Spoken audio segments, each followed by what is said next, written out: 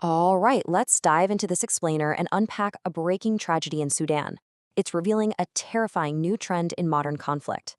By looking closely at one recent event, we can see exactly how warfare is evolving today, and, more importantly, who's paying the highest price.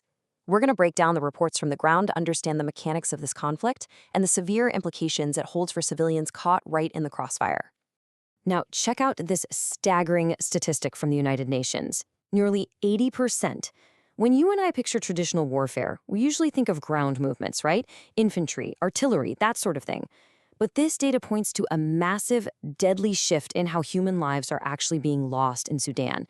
In just the first 4 months of 2026, the overwhelming majority of civilian casualties didn't come from crossfire on the ground.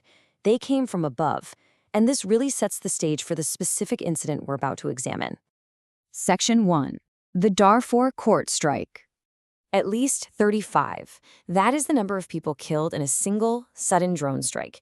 And honestly, the location of this strike is what makes it absolutely crucial to understanding the changing battlefield. You see, it wasn't a military base. It wasn't some fortified bunker that was hit. It was a customary civil court. Literally, in an instant, a place meant for community resolution became a site of mass casualties. This tragedy unfolded in Gar el-Zava, a village currently held by the RSF, which you might also see referred to in reports as Jeral el-Zawaya.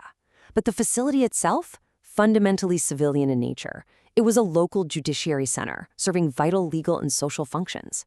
We're talking about a place where everyday people gathered to resolve community disputes and handle local matters.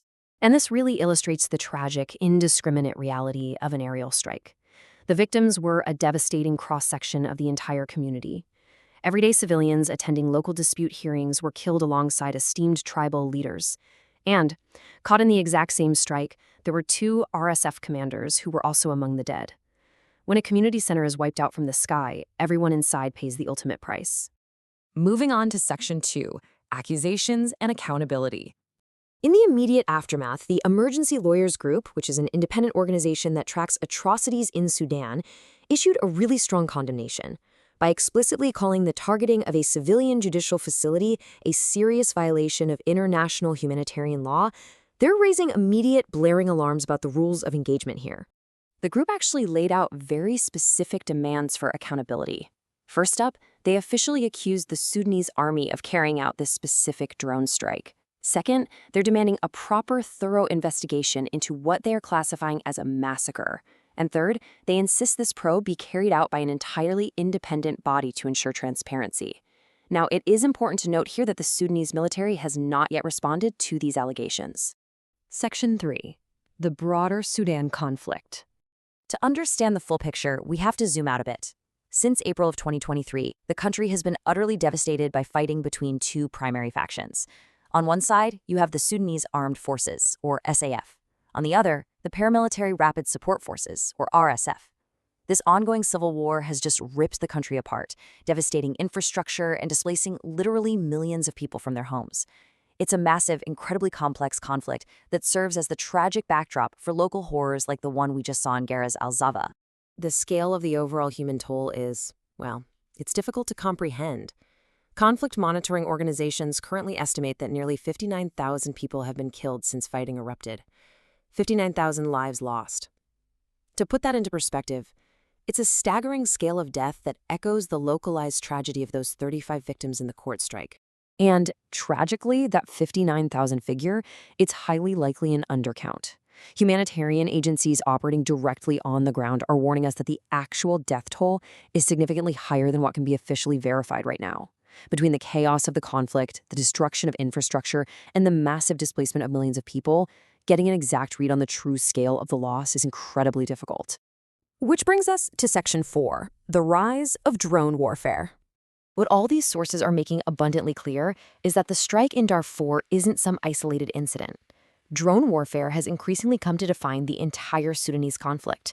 Both the armed forces and the rapid support forces are actively deploying unmanned aerial attacks. This technology is fundamentally transforming the very nature of the battlefield. The danger isn't just on the horizon or down the street anymore. It's constantly above. And this shift means civilians are dying on a weekly basis from remote strikes. The data completely backs up this terrifying shift. Drones are now the overwhelming driver of civilian casualties. Like we touched on earlier, in just the first 4 months of 2026, a massive 80% of civilian deaths were attributed to drone strikes. That leaves only 20% to literally all other causes combined.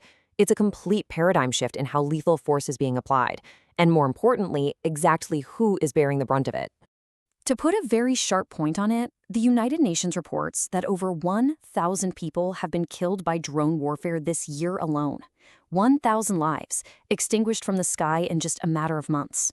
This number perfectly encapsulates the growing humanitarian catastrophe that modern unmanned warfare is unleashing on civilian populations, even when they're gathered in places as ordinary as a local civil court. So it leaves us with this final thought. In an era where unmanned drone strikes are claiming civilian lives weekly and customary safe spaces are being wiped out in an instant, how can international humanitarian law possibly evolve to ensure safety and accountability? It's a critical question about the future of warfare, human rights, and the protection of the innocent. Keep this in mind as you follow the ongoing developments out of Sudan. Thanks for joining me for this explainer.